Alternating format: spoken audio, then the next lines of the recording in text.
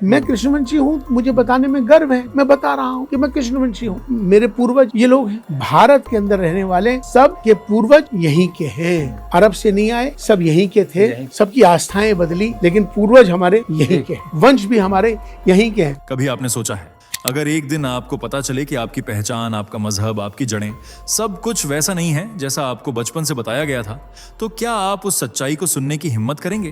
क्योंकि आज जो बात हम खोलने वाले हैं वो सिर्फ इतिहास नहीं है, ये पहचान का वो आईना है जिसमें झांकने से बहुत लोग डरते हैं। जरा कल्पना कीजिए, एक आदमी टोपी, दाढ़ी और नमाज के साथ खड़ा है, लेकिन उसके मुंह से अचानक निकलता है हमारे पूर्वज श्री राम हैं। श्री राम के नारे लगाने में कोई हर्ज की बात नहीं है। जो उलमाए दीन श्री राम के नारों पर आपत्ति जता रहे हैं और फतवा जारी कर रहे हैं, वो बिल्कुल सरासर गलत है। श्री राम हमारे पूर्वज थे, हम उनको अपना आदर्श मानते हैं। और श्री राम के नारों पर यदि कोई मौलाना कोई उंगली उठाता है तो उसकी उंगली तोड़ दी जाएगी। दिमाग झटका खा जाता है ना। यहीं से शुरू होता है वो सवाल जो लाखों लोगों के मन में है, लेकिन कोई खुलकर पूछता नहीं। क्या सच में भारतीय और पाकिस्तानी मुसलमानों की जड़ें कहीं और जुड़ी हैं? और अगर हाँ, तो फिर दुनिया के कुछ इस्लामिक देश इन्हें बराबरी से क्यों नहीं देखते? आज हम किसी एजेंडा के साथ नहीं, बल्कि उन सवालों के साथ आए हैं जिनसे लोग बचते रहे हैं। डीएनए, इतिहास, परंपराएं और वो छुपे हुए सच जिन पर कभी खुलकर बात नहीं होती। लेकिन सावधान, इस वीडियो में आगे जो खुलासे होने वाले हैं वो आपकी सोच को हिला भी सकते हैं और बदल भी सकते हैं। इसलिए अगर आप सच सुनने की हिम्मत रखते हैं तो अंत तक जरूर देखिए, क्योंकि कहानी की शुरुआत अभी हुई है और असली सवाल अभी बाकी हैं। चलिए एक बात जल्दी से बताइए, ये वीडियो आपको खुद से ढूंढ कर मिला या यूट्यूब ने आपके स्क्रीन पर सजेस्ट किया और आपने क्लिक कर दिया? क्योंकि हमें भी समझना है कि यूट्यूब हमारी आवाज आप तक कैसे पहुंचा रहा है। और अगर आप सच में एक जागरूक और देशभक्त हिंदू हैं तो फैक्ट मंत्रा चैनल को अभी सब्सक्राइब करें, वीडियो को लाइक जरूर करें और अपने दोस्तों के साथ शेयर करना मत भूलिए। चलिए अब बिना देरी के बढ़ते हैं आगे वीडियो की सबसे जरूरी बात की ओर। क्यों सऊदी अरब भारतीय और पाकिस्तानी मुसलमानों को मुस्लिम नहीं मानता? क्यों इन्हें हिंदू मुस्लिम कहा जाता है? क्या सच में हिंदू ही मुसलमानों के पूर्वज हैं? 7वीं शताब्दी से शुरू होने वाले इस्लाम से पहले लोग किस धर्म को मानते थे? क्या है भारतीय और पाकिस्तानी मुसलमानों का हैरतअंगेज इतिहास? चलिए आज डिटेल में जानने की कोशिश करते हैं, लेकिन वीडियो में आगे बढ़ने से पहले वीडियो को लाइक और चैनल को सब्सक्राइब करना ना भूलें। सबसे पहले आप ये वीडियो सुनिए। बुलडोजर चलाते हैं और राम मंदिर पर वोट मांग लेते हैं, बस यही बोल रहे हैं। ऐसा है, मंदिर का मुद्दा तो खत्म हो गया और कोर्ट का फैसला है, सबको स्वागत करना चाहिए। और श्री राम जो है वो खाली सनातन धर्म के लोगों के नहीं है, हमारे भी पूर्वज हैं। हम सर पर टोपी, तन पर कुर्ता पजामा, लंबी दाढ़ी, लेकिन जुबान पर पुरुषोत्तम श्री राम का नाम। ये मुस्लिम शख्स बिना डरे खुलकर कह रहा है कि हमारे पूर्वज श्री राम हैं।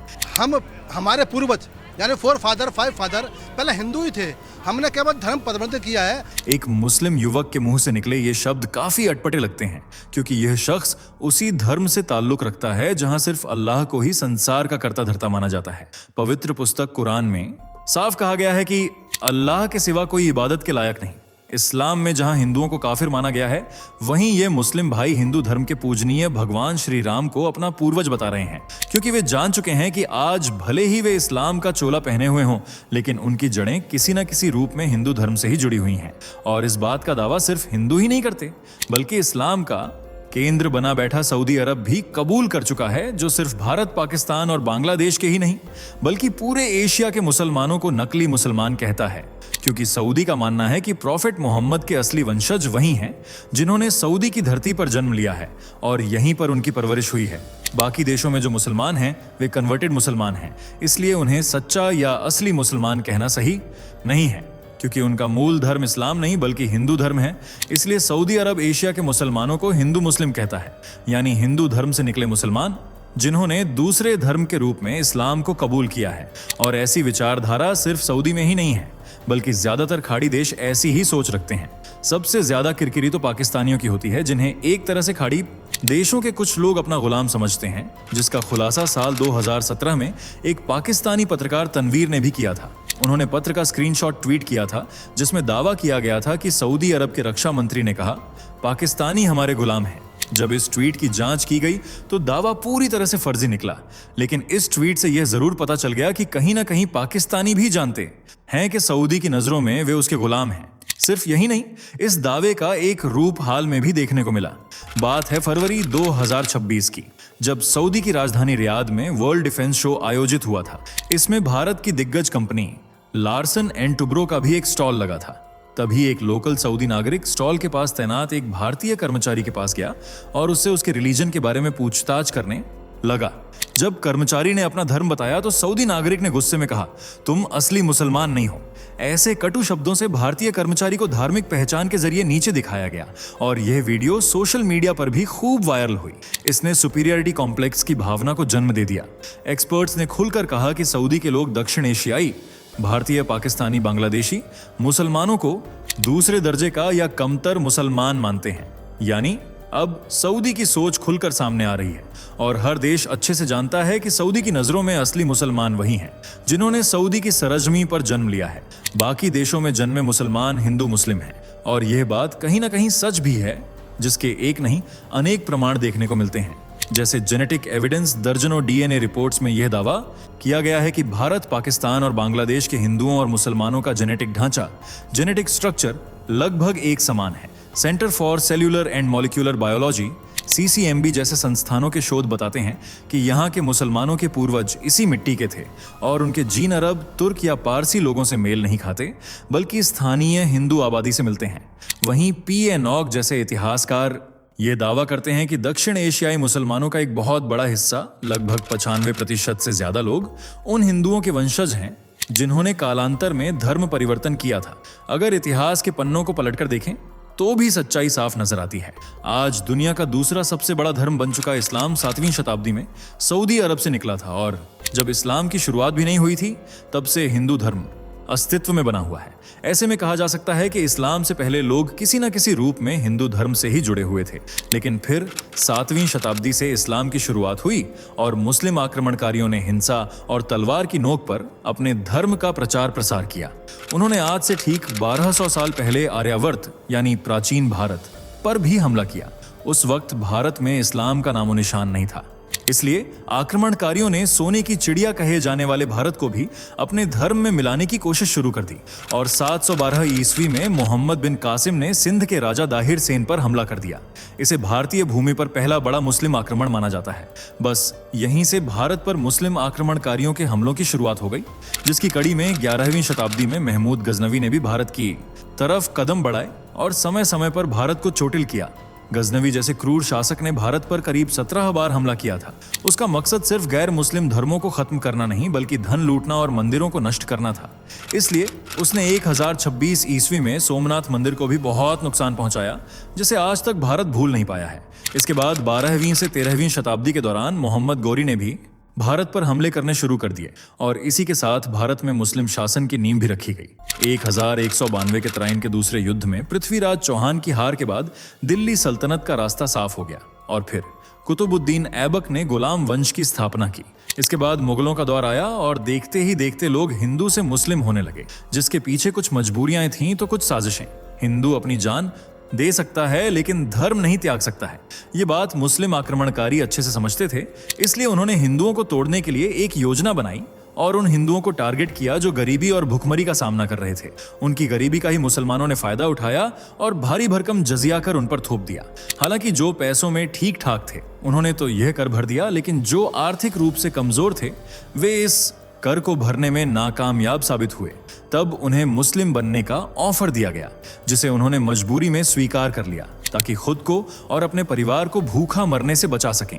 बस ऐसे ही आक्रमणकारियों ने कूटनीति से असहाय और गरीब हिंदुओं को अपना शिकार बनाया, जबकि जो हिंदू घुटने टेकने के लिए राजी नहीं हुए उन्हें प्रताड़ित किया गया। कुछ को तो युद्ध में मार भी दिया गया और उनकी बीवी बच्चे जो जिंदा बचे उन्हें अपना गुलाम बना लिया गया। कोई रास्ता न होने के चलते परिवारों को इस्लाम धर्म अपनाना पड़ा। कुछ परिवार डर से मुस्लिम बने तो कुछ मजबूरी में। शायद ही कोई हिंदू ऐसा था जिसने खुशी खुशी इस्लाम को कबूल किया हो।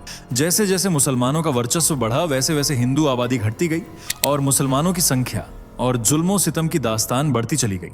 इतिहास गवाह है जहां भी ये आक्रमणकारी जाते थे वहां की संस्कृति और धर्म को अपने पैरों तले रौंद देते थे और अपनी सत्ता, अपनी विचारधारा, अपने धर्म को स्थापित करते थे, जिसका जीता जागता उदाहरण है इंडोनेशिया, जिसे आज दुनिया का सबसे बड़ा मुस्लिम आबादी वाला देश माना जाता है। लेकिन इसका इतिहास पूरी तरह हिंदू और बौद्ध धर्म से जुड़ा है, इसलिए इंडोनेशिया की करेंसी पर भी भगवान गणेश की फोटो छापी गई और वहां की एयरलाइंस का नाम भी गरुड़ रखा गया था, जबकि प्रसिद्ध प्रम्बानन मंदिर यहाँ के हिंदू गौरव का प्रतीक है। इसी तरह अफगानिस्तान का प्राचीन इतिहास भी हिंदू और बौद्ध धर्म की खुशबू से महकता है। अफगानिस्तान में हिंदू शाही वंश का शासन था और महाभारत में दर्ज गांधार भी इसी देश में मौजूद है, जिसे आज कंधार के रूप में जाना जाता है। लेकिन जैसे ही यहाँ मुसलमानों के कदम पड़े, यहाँ की हिंदू बौद्ध संस्कृति कहीं गुम हो गई और आज इस देश की पहचान एक मुस्लिम देश के रूप में होती है। मलेशिया, मालदीव्स, ऐसे कई देश हैं जिनका इतिहास हिंदुत्व की महक से खिल उठता था, लेकिन आज वहां इस्लाम का परचम लहरा रहा है। लेकिन भारत हो या अफगानिस्तान, यहाँ के मुसलमानों को असली मुसलमान नहीं माना जाता है, बल्कि कन्वर्टेड मुसलमान का दर्जा दिया जाता है, जिनकी सऊदी जैसे इस्लामिक गढ़ की नजरों में कोई मजबूत पहचान नहीं है। बेशक ये मुसलमान भारत की हिंदू सभ्यता को रौंदने और खुद को असली मुसलमान बताने की लाख कोशिशें करें, लेकिन सच्चाई क्या है ये आज पूरी दुनिया अच्छे से जानती है। भारत के कन्वर्टेड मुस्लिम कभी भी इस बात को कबूल नहीं करते हैं कि उनके पूर्वज मुस्लिम नहीं बल्कि हिंदू थे, क्योंकि हिंदुओं को अपना पूर्वज बताने में उन्हें शर्मिंदगी महसूस होती है। वे हिंदुओं के देश में रहकर भी हिंदुओं से बैर, दुश्मनी रखते हैं, हिंदुओं को भला बुरा कहते हैं, हिंदुओं के मंदिरों को तोड़ा जाता है। लेकिन सऊदी में ऐसा नहीं होता। वहां रहने वाले हिंदू कभी भी ये नहीं कहते कि उन्हें सऊदी में अनसेफ फील होता है। यानी जो सच्चे मुस्लिम हैं उन्हें हिंदुओं से प्रॉब्लम नहीं है, लेकिन जो कन्वर्टेड मुस्लिम हैं उन्हें हिंदुओं से बैर है। और यही बात असली और कन्वर्टेड मुसलमानों में फर्क की लकीर खींचती है। सऊदी सरकार हर मुमकिन कोशिश करती है कि देश में धार्मिक और जातीय भेदभाव न फैले और हर धर्म को इज्जत दी जाए, लेकिन भारत में मुस्लिम इस विचारधारा से बिल्कुल उलट सोचते हैं। इसलिए सऊदी खुलकर कहता है कि एशिया के मुसलमान हिंदू मुस्लिम हैं। भले ही भारत, पाकिस्तान और बांग्लादेश के मुस्लिम खुद को अरब देशों का वंशज बताते हों, लेकिन अरब देशों में इनकी कोई खास वैल्यू नहीं है, जिसका अंदाजा आप इस बात से लगा सकते हैं कि अगर कोई कन्वर्टेड मुस्लिम अरब देशों में 50 सालों तक भी नौकरी करता है, तब भी उसे वहां की नागरिकता नहीं मिल पाती है। और अगर इस नागरिकता को पाने के लिए एशिया का मुसलमान अरबी महिला से शादी करने का सोचे, तब भी यह मुमकिन नहीं है। लेकिन फिर भी अगर वह प्यार मोहब्बत के जाल में फंसाकर अरबी महिला से शादी करने की कोशिश करता है, तो उसे कानूनी कार्यवाही से गुजरना पड़ता है। सख्त से सख्त सजा दी जाती है और बात ज्यादा आगे बढ़ने पर सजा मौत तक का फरमान जारी कर दिया जाता है। और यह कानून इस बात की ओर इशारा करता है कि सऊदी अरब बिल्कुल भी यह नहीं चाहता कि एशिया के कन्वर्टेड मुस्लिम सऊदी के नागरिक बने या वहां की लड़की से शादी करें। लेकिन एशिया के मुसलमान कभी भी इस धुतकार को दुनिया के सामने कबूल नहीं करते और खुद को अरब का वंशज साबित करने की कोशिश में लगे रहते हैं। धर्म परिवर्तन और लव जिहाद का खेल खेलकर भारतीय हिंदुओं को फंसाने की साजिशें करते रहते हैं।